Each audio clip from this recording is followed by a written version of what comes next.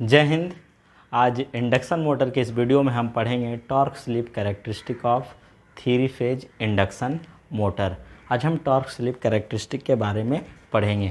देखो सर, आप जानते हो स्लिप इज इक्वल टू क्या होता है? स्लिप इज इक्वल टू होता है NS minus N upon NS। ये पर यूनिट स्लिप हमने बतलाया था। आपका क्या ऐसा सिंक्रोनस स्पीड जो NS है वो आपका फिक्स होगा 120 F अपॉन P।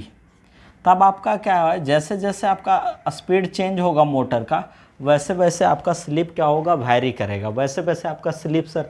लेकिन ये आपका स्पीड कैसे क्या वैरी होगा? तो मोटर को जैसे जैसे लोडेड करेंगे, जैसे जैसे मोटर पर लोड हम चेंज करेंगे वैसे वैसे आपका क्या होगा सर, स्पीड मोटर का चेंज करता है। मतलब लोड आप बढ़ाएंगे घटाएंगे तब आपका स्पीड जो हो जाएगा वो चेंज हो जाएगा सर।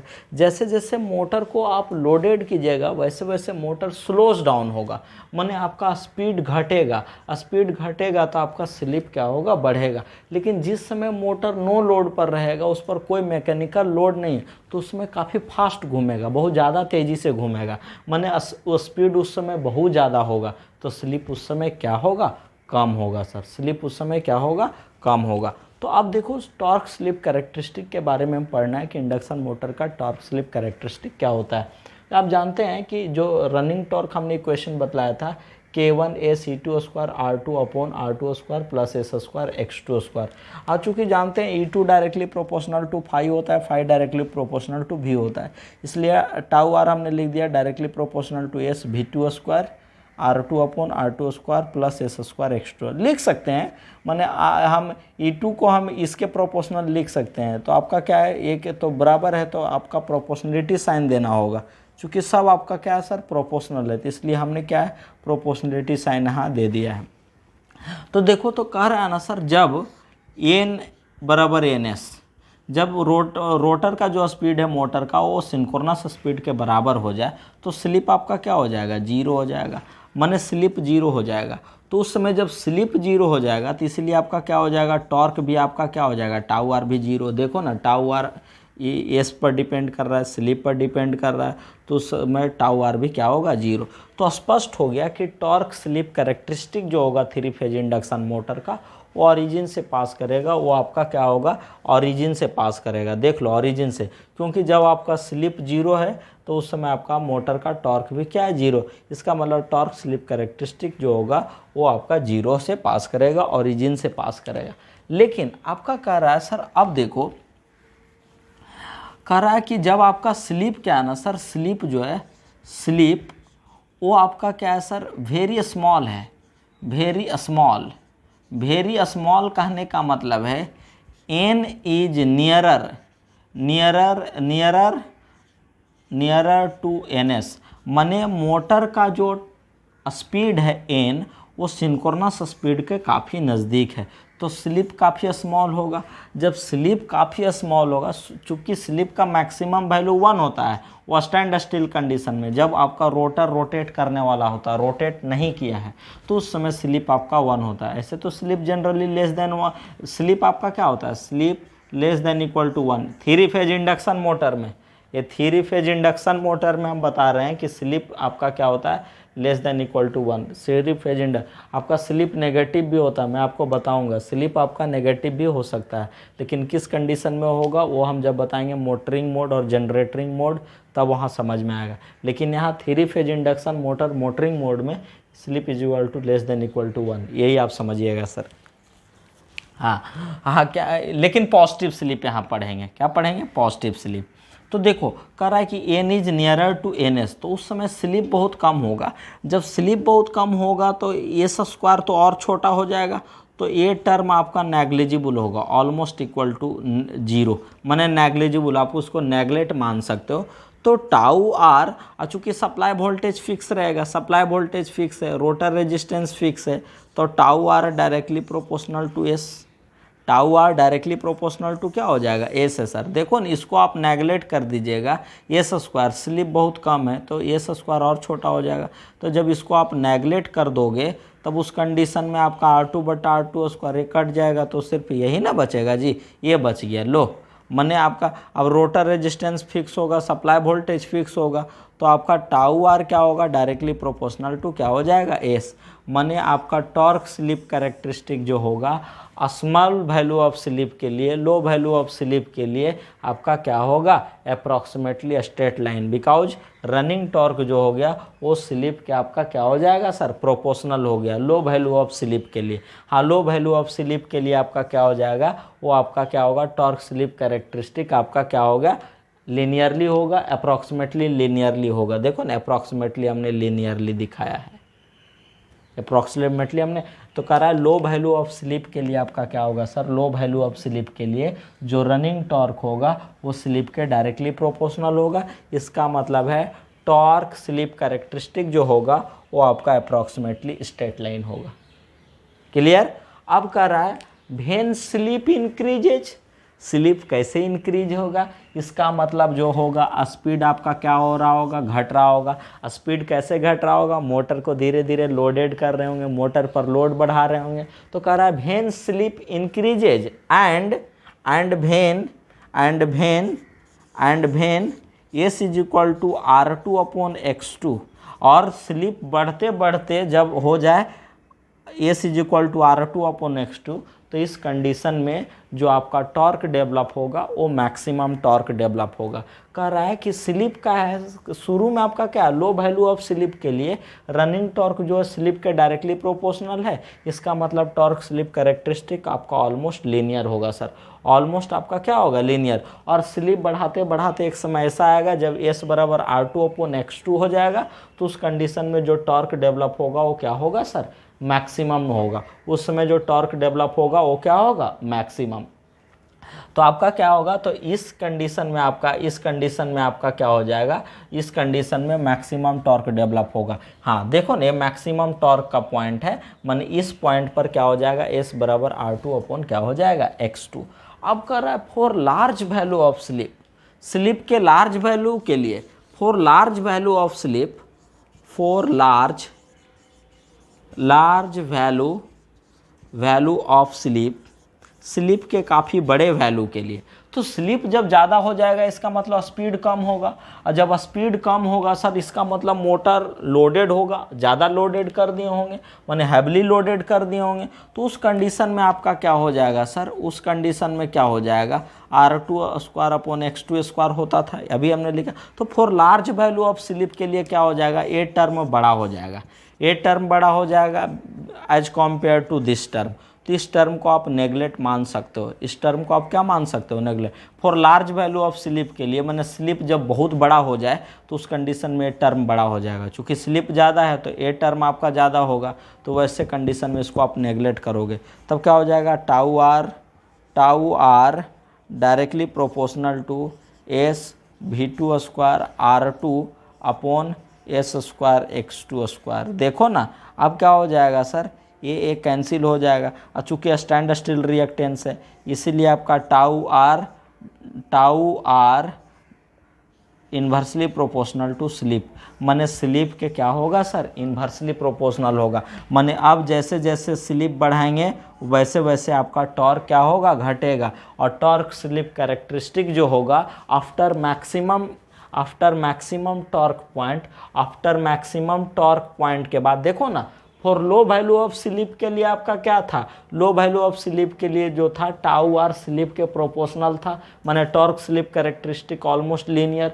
और एक पॉइंट पर जहां पर आपका क्या हो गया था, S बराबर हो गया था R2/X2 हो गया था, तो उस कंडीशन पर जाकर के वो मैक्सिमम टॉर्क डेवलप हुआ होगा, मैक्सिमम टॉर्क डेवलप हुआ था। इसके बाद यदि हम स्लिप बढ़ाते हैं, मतलब इसके बाद यदि मोटर को लोडेड करते हैं तो स्पीड घटेगा, स्लिप आपका बढ़ेगा, तो उस कंडीशन में आपका क्या हो जाता है सर, ये वाला टर्म ज़्यादा हो जाएगा एज कम्पेयर टू दिस, तो इसको नेगलेक्ट मान सकते हैं। तो इसलिए कह सकते हैं for large value of slip tau R is inversely proportional to 1/S, माने आपका टॉर्क स्लिप कैरेक्टरिस्टिक जो होगा वो आपका आपका रेक्टेंगुलर हाइपरबोला होगा। क्या होगा सर? टॉर्क स्लिप कैरेक्टरिस्टिक अब जो होगा वो रेक्टेंगुलर हाइपरबोला होगा। माने इसके बाद यदि आपका क्या होगा, स्लिप बढ़ाते हैं, मतलब मोटर को यदि अब फर्दर लोडेड करते हैं, आगे उस पर लोड बढ़ाते हैं, तो तेज़ी से आपका क्या होता है सर, आपका तेज़ी से उसका क्या होता है, टॉर्क आपका घटता है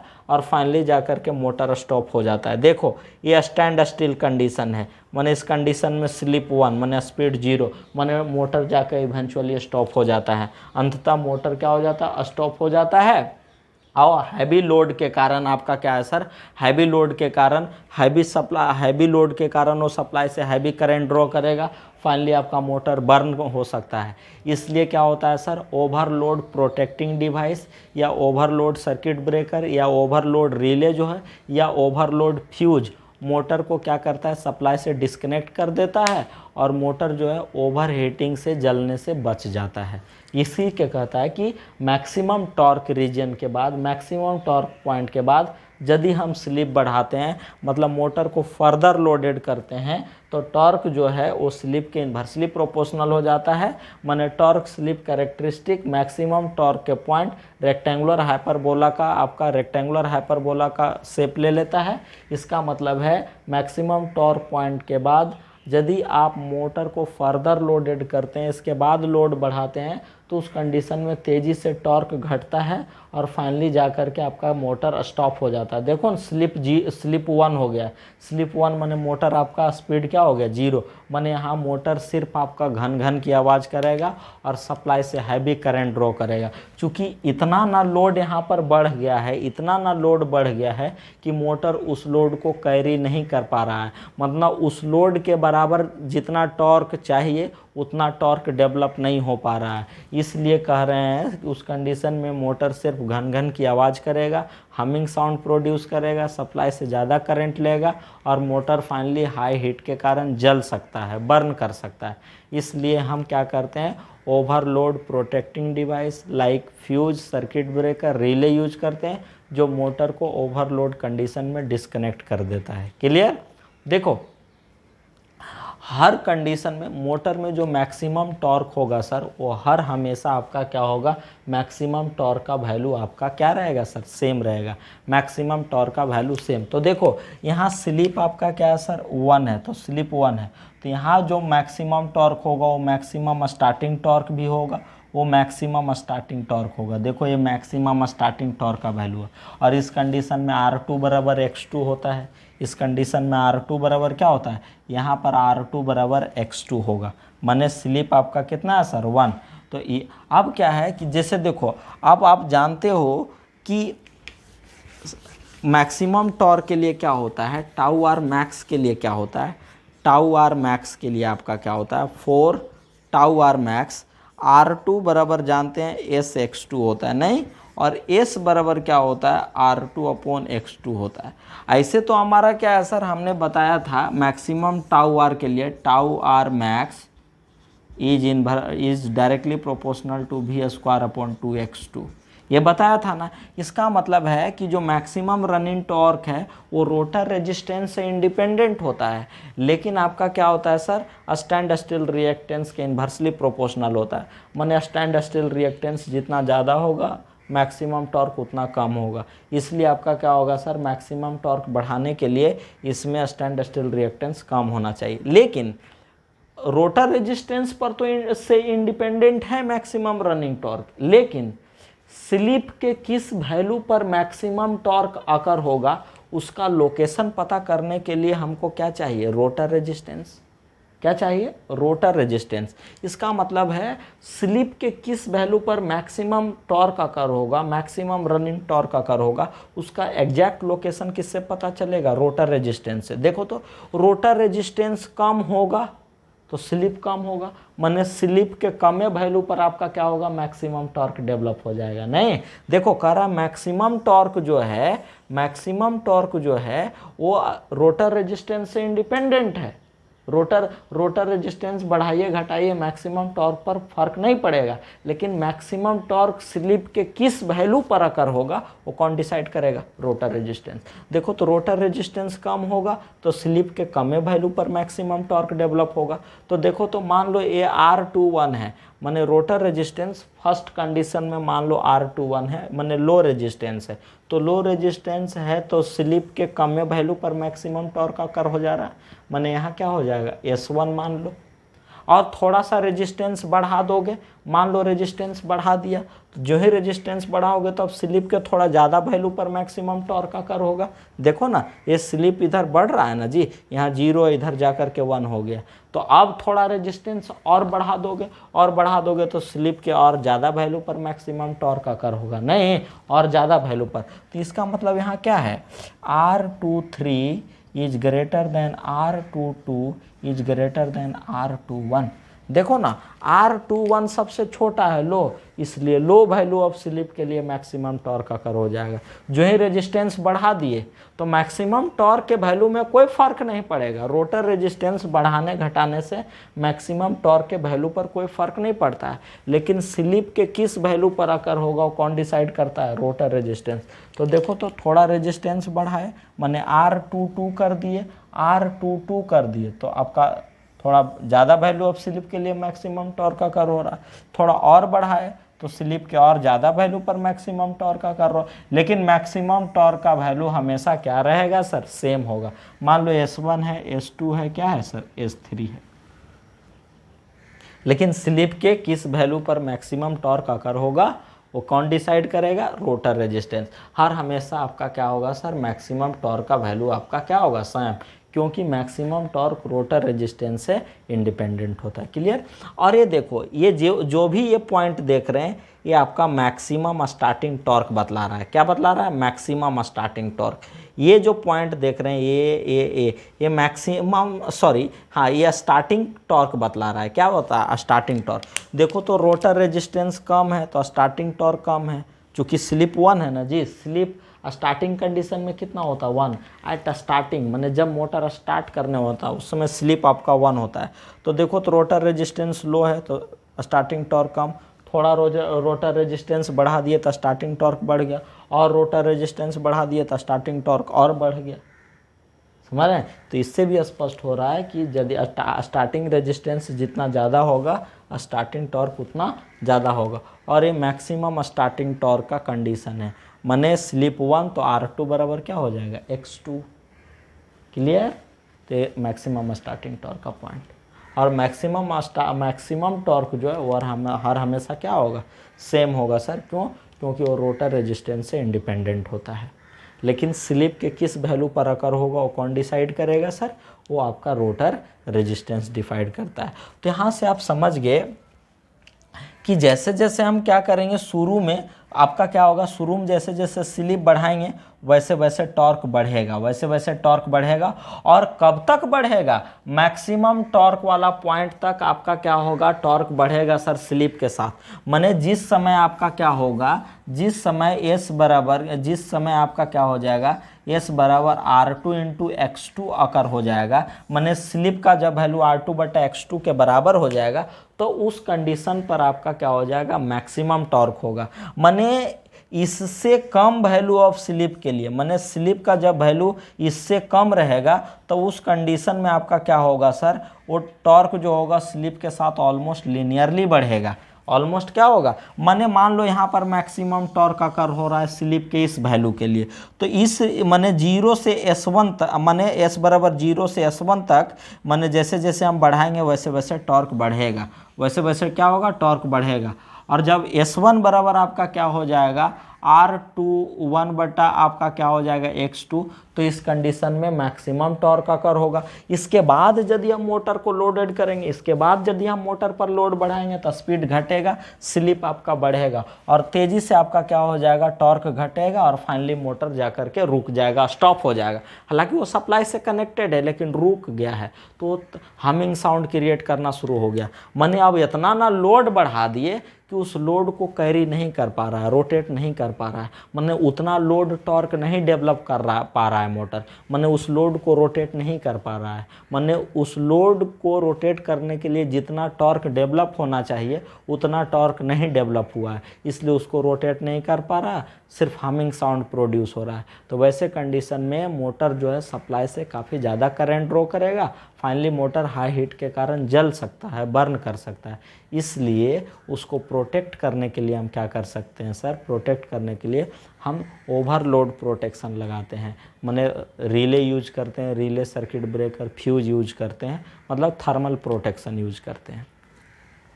तो देखो तो ये आपका क्या सर, मैक्सिमम स्टार्टिंग टॉर्क का पॉइंट है। Low value of rotor resistance के लिए लो स्टार्टिंग टॉर्क, जैसे ही रोटर रेजिस्टेंस बढ़ा दिए आपका स्टार्टिंग टॉर्क बढ़ गया, और बढ़ा दिए और बढ़ गया, समझ रहे हैं। तो ये आपका क्या है सर, स्टार्टिंग टॉर्क वाला पॉइंट हमने लिख दिया, स्टार्टिंग टॉर्क वाला पॉइंट। माने जैसे जैसे स्लिप बढ़ाइएगा तो लो वैल्यू ऑफ स्लिप के लिए क्या होगा, टॉर्क वैसे वैसे बढ़ेगा, और जिस पॉइंट पर क्या हो जाएगा, S बराबर R2/X2, उस कंडीशन में आपका क्या होगा, टॉर्क आपका क्या हो जाएगा सर, मैक्सिमम। इसके बाद यदि हम स्लिप बढ़ाते हैं, स्लिप बढ़ाने का मतलब स्पीड घटेगा, स्पीड कैसे घट रहा होगा, माने यदि मोटर को इसके बाद लोडेड करते हैं तो उस कंडीशन में आपका टॉर्क जो है वो स्लिप के इन्वर्सली प्रोपोर्शनल होता है, torque slip characteristic rectangular hyperbola हो जाएगा, समझ रहे हैं। और यदि और फर्दर लोड बढ़ाते हैं तो फाइनली आपका मोटर जाकर के स्टॉप हो जाएगा, क्लियर। फाइनली मोटर जाकर के आपका स्टॉप हो जाएगा और सिर्फ हमिंग साउंड प्रोड्यूस होगा। तो तुरंत क्या होगा, जो थर्मल प्रोटेक्शन डिवाइस है, जो ओवरलोड प्रोटेक्शन डिवाइस है, वो तुरंत मोटर को सप्लाई से डिस्कनेक्ट कर देगा और मोटर बर्न करने से बच जाएगा, क्लियर। तो यही आपका क्या सर, देखो लेकिन अब कह रहा है जो ही रोटर रेजिस्टेंस थोड़ा सा बढ़ा दिए तो आपका क्या है, लो वैल्यू ऑफ स्लिप के लिए वही कंडीशन है, स्ट्रेट लाइन।